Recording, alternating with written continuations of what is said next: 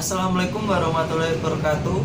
Perkenalkan, nama saya Berjo Mukasidaya. Saya dari Prodi Manajemen Fakultas Ekonomi Bisnis dan Universitas Muria Kudus. Di sini saya akan memberikan sedikit pengetahuan tentang tasawuf, akhlak, moral, dan etika. Yang pertama, tasawuf. Dalam substansi tasawuf terdapat 4, yaitu akidah, akhlak, jeripayah, perjuangan atau mujahadah. Yang keempat, dakwah. Dari 4 hal tersebut merupakan penjabaran dari iman, Islam, dan ihsan. Konsep dasar atau prinsip-prinsip dalam tasawuf. Yang pertama, pembersihan jiwa dari segala penyakit hati. Yang kedua, memurnikan ibadah hanya karena Allah atau ikhlas. Yang ketiga, menanamkan kesadaran akan status kefakiran dan kelemahan dan di hadapan Allah Subhanahu wa taala. Yang keempat, meneguhkan hati dengan penegasan kasih sayang dan mengasihi.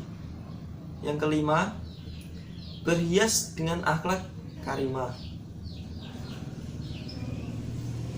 Tasawuf menjadi sangat penting untuk menata spiritualitas individual insan muslim.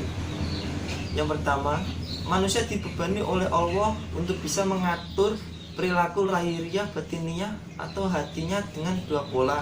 Yang pertama, melaksanakan perintah seperti sholat, puasa, zakat, haji, iman, Islam, ikhlas, tawakal, dan lain-lain sebagainya.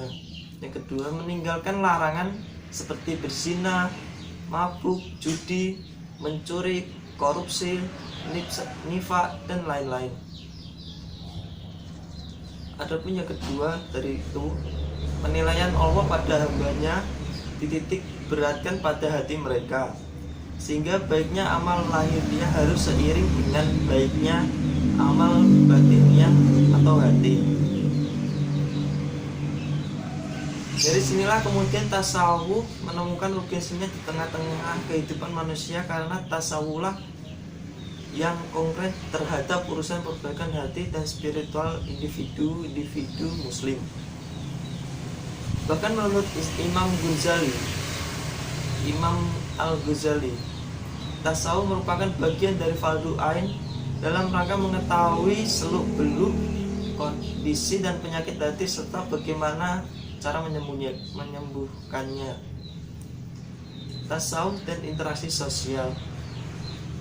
Tasawuf dan interaksi sosial dapat digambarkan hanya terbatas pada wirid dan zikir saja.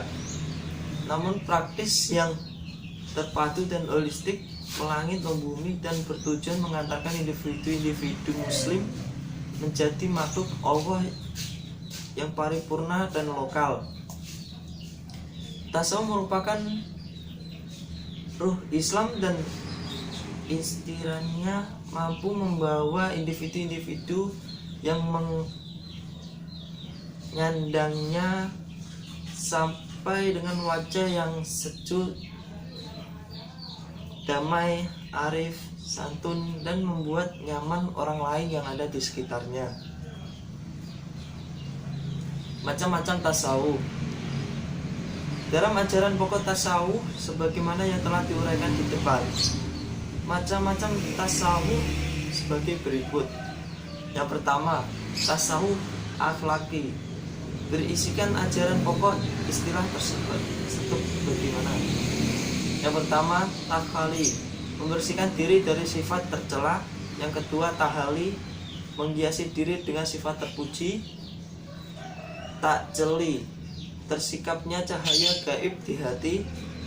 Munajat, melaporkan aktivitas diri dari Allah. Tafakur, merenung dan meditasi. Yang kedua, tasawuf amali, berisikan ajaran pokok dengan istilah sebagai berikut. Yang pertama, syariah, mengikuti hukum-hukum Allah. Yang kedua, tarikah, perjalanan menuju Allah. Yang ketiga, hakikah, aspek batiniah dari syariah. Yang keempat, ma'rifah, puncak pengetahuan kepada Allah melalui hati. Dalam tasawuf amali ini ada beberapa istilah dalam mendekatkan diri kepada Allah sebagai berikut: maqamat atau tahapan atau tingkatan, taubah, pembersihan diri dari dosa, zuhud, kesederhanaan dalam al-duniawi, sabar, pengendalian diri, tawakal, berserah diri sepenuhnya kepada Allah, ridho, kerelaan menerima segala sesuatu,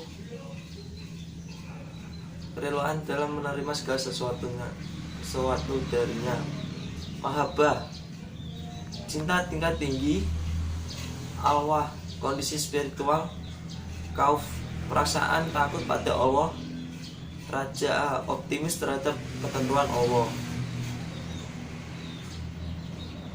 Yang ketiga dari macam-macam tasawuf, yaitu ada tasawuf falsafi. Tasawuf falsafi adalah tasawuf yang menggabungkan antara mistik dan rasio. Namun menurut Imam Khaldun dalam kitab Al-Ma'rifah, objek dari kajian tasawuf filsafat ini adalah pelatihan spiritual yang menggunakan rasa. Dari kajian tasawuf falsafi ini, pelatihan spiritual yang menggunakan rasa dari institusi yang dengan tingkatan-tingkatan tertentu. Kajian dari hakikat filsafat Tuhan, malaikat, ar-rasi, wahyu, kenabian, susunan kosmos, dan penciptaannya. Biasanya hal ini dilakukan dengan zikir-zikir secara khusyuk kepada Allah dan meninggalkan perihal duniawi. Pengungkapan teori istilah ini yang filosofis, istilah ini biasanya tidak dipahami oleh masyarakat awam. Secara lebih spesifik, tasawuf falsafi ini berusaha untuk menggabungkan rasionalitas dan perasaan atau zauq. Yang kedua, mengenai akhlak.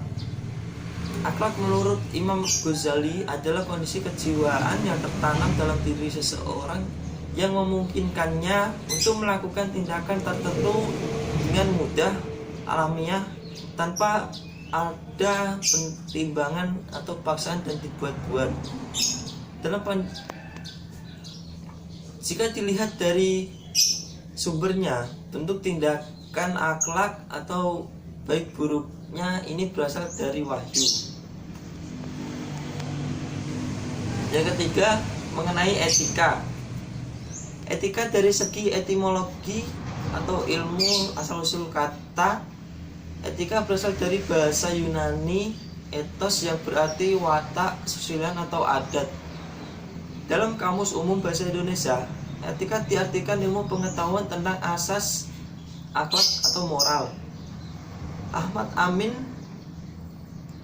misalnya mengartikan etika adalah ilmu yang menjelaskan arti baik dan buruknya, menerangkan apa yang seharusnya dilakukan oleh manusia, menyatakan tujuan yang harus ditinjau oleh manusia di dalam perbuatan mereka, menunjukkan jalan untuk melakukan apa yang seharusnya diperbuat.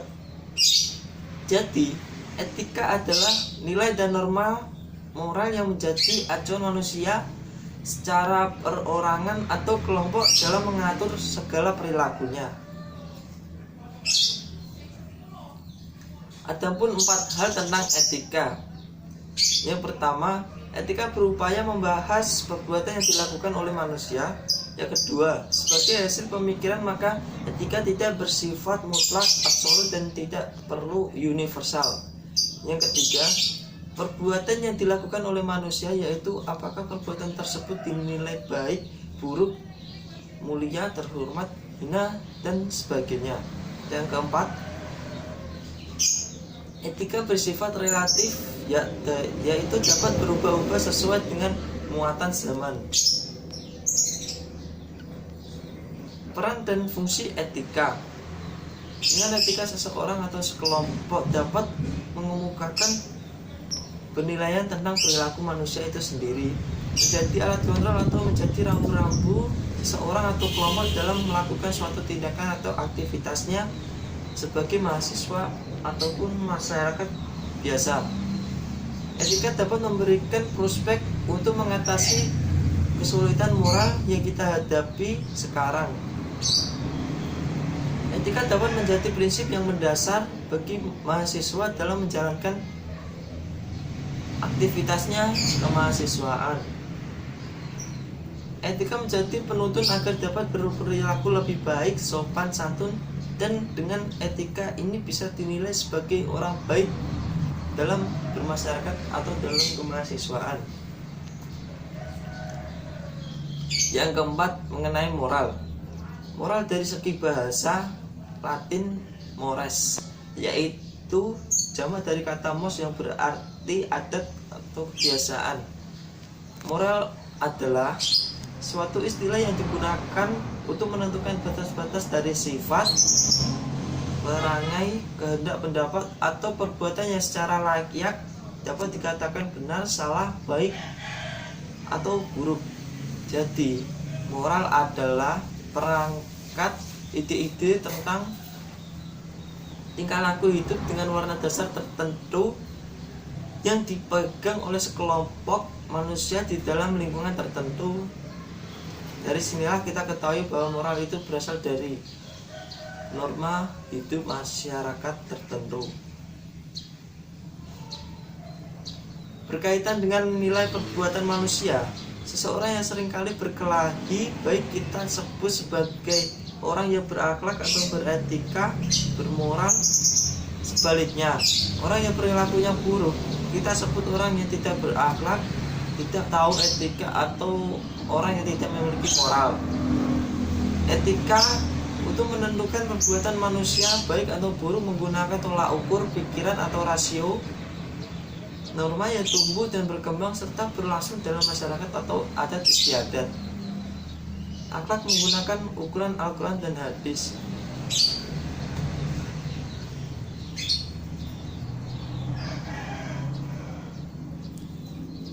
Itulah sedikit penjelasan tentang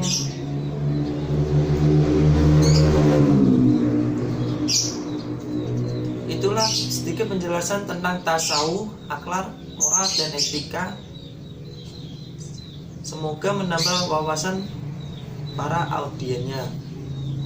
Kurang lebihnya saya mohon maaf. Wassalamualaikum warahmatullahi wabarakatuh.